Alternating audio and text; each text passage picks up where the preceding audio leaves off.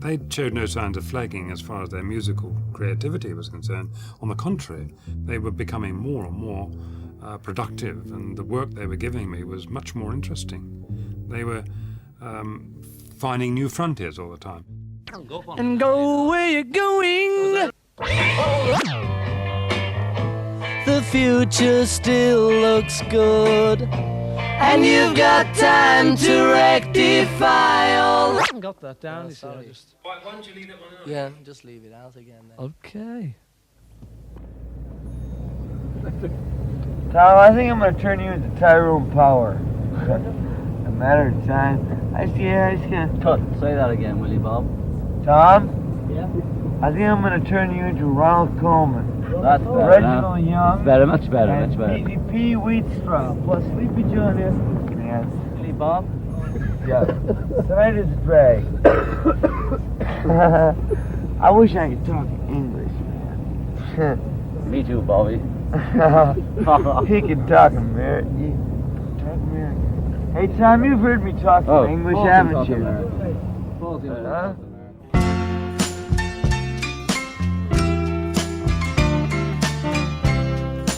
He was one of them.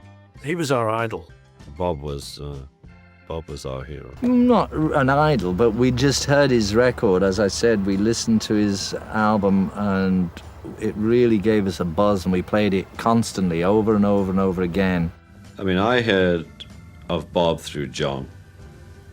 He played the records to me, and it was just great. I think it was freewheeling. We loved Bob Dylan. So when we met him, by that time we'd heard much more of him and we knew much more about him. It was a great honor to meet him. We had a crazy party the night we met.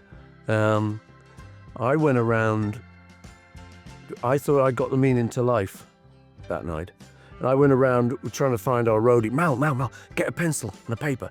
I've got it.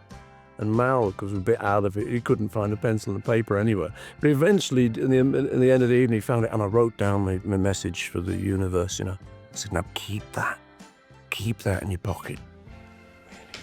And Mal did. The next morning, he said, hey, Paul, he said, do you want to see that? I said, what? He said, that bit of paper. Oh, yeah. And I'd written, there are 7 levels.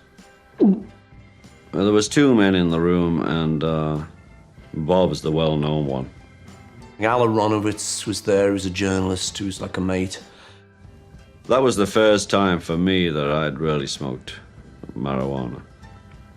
And I laughed, and I laughed, and I laughed. It was fabulous. Well, you know how it used to be for them. They couldn't even go out of their room. They used to come, you could hardly get in to see them.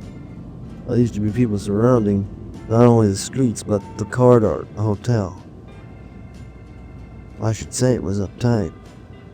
Paul was always much more interested in music per se, whereas John was always more interested in words per se. And I think this relationship benefited from the ping pong of those things. I mean, I think Paul always wanted to be able to write lyrics like John could do, and John really envied Paul's gift for melody. The Departure record, Rubber Soul, a lot of experimentation. I think that's influenced by the substances at the time.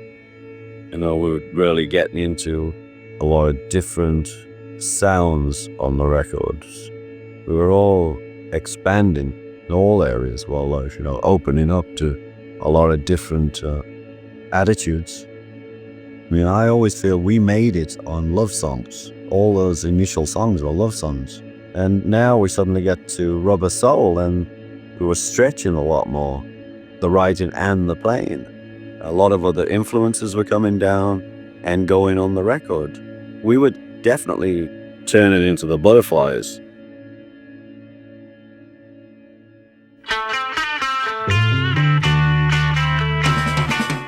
I suddenly felt we were getting a bit complex was From Me to You, because in the middle there's a sort of quite sophisticated little chord, and I thought, oh, we're kind of going somewhere. We got away from the three chords. But this one, either John would bring a song in or I bring a song in, and I was out at his house, and I had this song, which is basically the tune and everything. But I had this crappy idea about golden rings. I can get you golden rings. I can give you anything. And baby, I'll love you. You know, but it was all about golden rings, and we were sitting there for an hour, like, we couldn't get past these golden rings. We just hated it, we were stuck, and he agreed, this is going nowhere. So we kind of had a cup of tea and came back and thought, let's get rid of these bloody rings, you know, chuck them out the window. And then we kind of totally got this tongue-in-cheek idea of a girl wanting to hire a chauffeur, but she's got no car. And once we got onto that, this kind of new idea, it just wrote itself.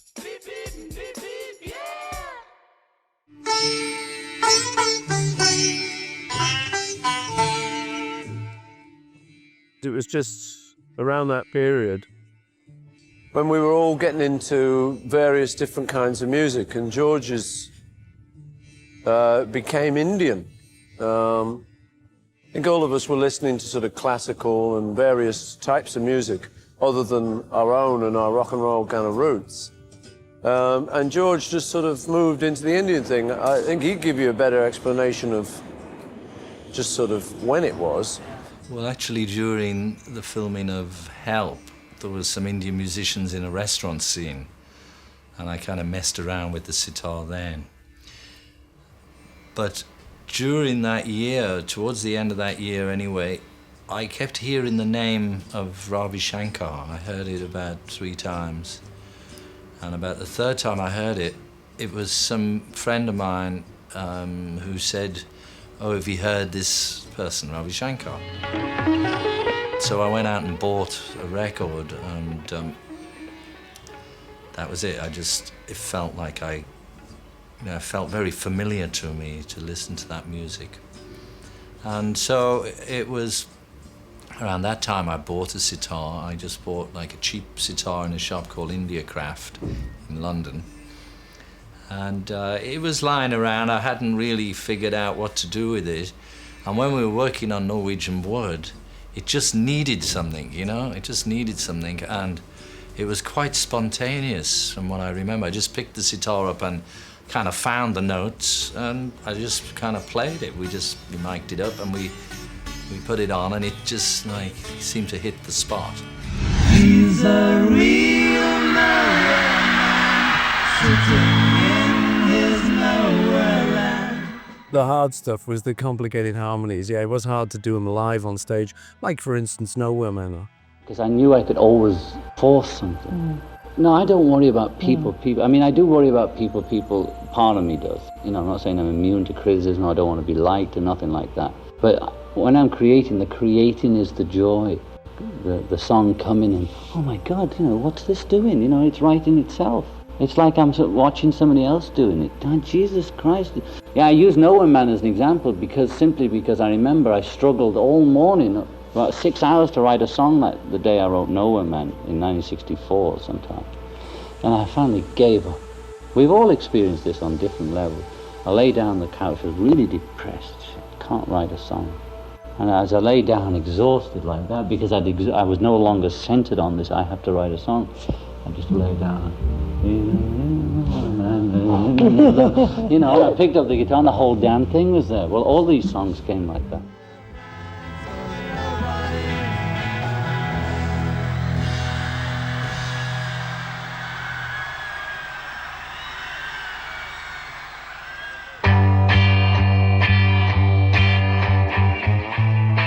I read stuff by various holy men and swamis and mystics, and I went around and looked for them. Ravi and his brother gave me a lot of books by some wise men. One of the books, which was by a Swami Vivekananda, who said, if there's a God, you must see him, and if there's a soul, we must perceive it. Otherwise, it's better not to believe. It's better to be an outspoken atheist than a hypocrite. And after all my life, I've been brought up, well, they tried to bring me up as a Catholic. They had told you to just believe what they're telling you. and, you know, not to have the direct experience. And this, for me, going to India and hearing somebody saying, you know, no, you can't believe anything until you have direct perception of it. And I thought, wow, you know, fantastic, at last, you know, find somebody who makes some sense. And so I wanted to go deeper and deeper into that.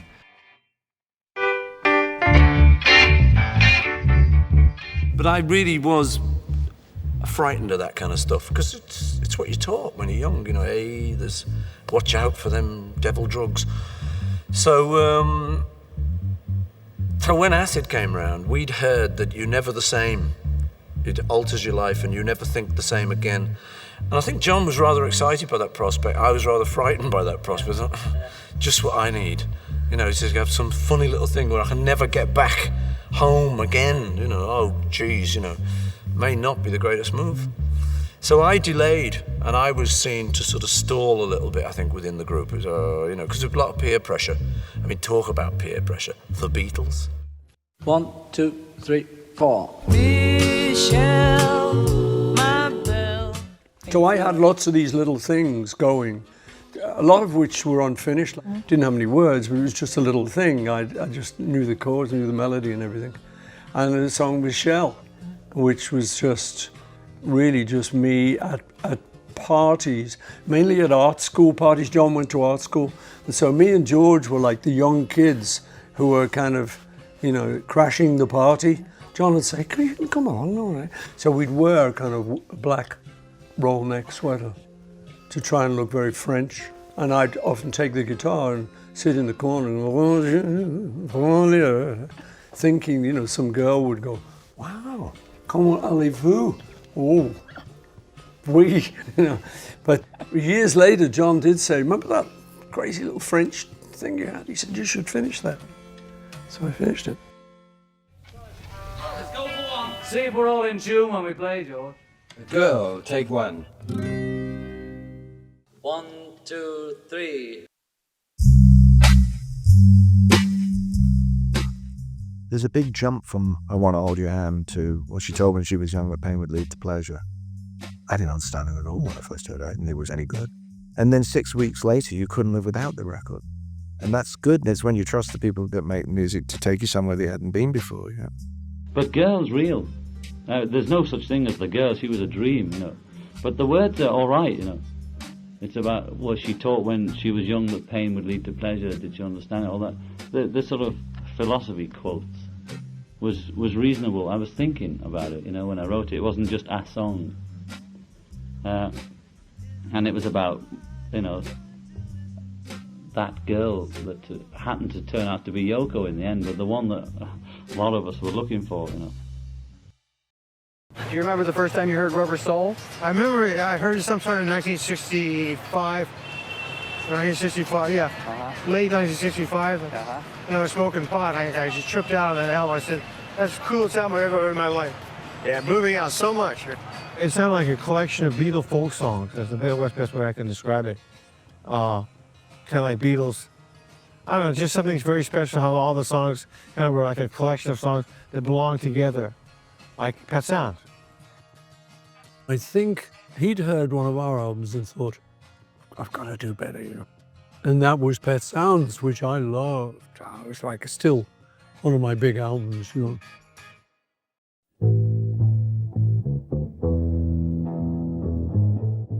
Do you think that 7, 8, 9, 10 years ago that young people were less awake to I the think they're realities becoming of more life? aware each generation, you know. I don't know whether it'll end at some point and go back to the start, but it seems to be going that way, more aware, yeah.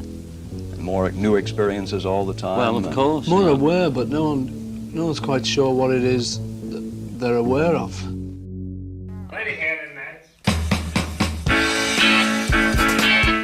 The cover story, you know, that the cover where we look stretched, the photo's stretched. That was the kind of thing would happen then, which we were all very into, that kind of random, little exciting thing that would happen. The photographer was Bob Freeman, and he'd taken some pictures around at John's house in Weybridge. And he came back in London. He was in someone's flat, and he was showing us. He had a little carousel of slides. and he had a piece of cardboard stuck up on a little chair that was album cover size, and he was projecting the photographs exactly onto it, because you could imagine exactly how it had looked then as an album cover. It's just kind of a good way to do it. But just as we'd just chosen the photo, we said, well, that one looks good, and we all liked ourselves in one particular shot. And it was just winding up when the card it was on just fell backwards a little bit, and it elongated the photo and it stretched, and we went, oh, well, can we have that? Can you do it like that? He said, well, yeah, I can print it like that. I said, yeah, that's it. Rubber Soul. Hey.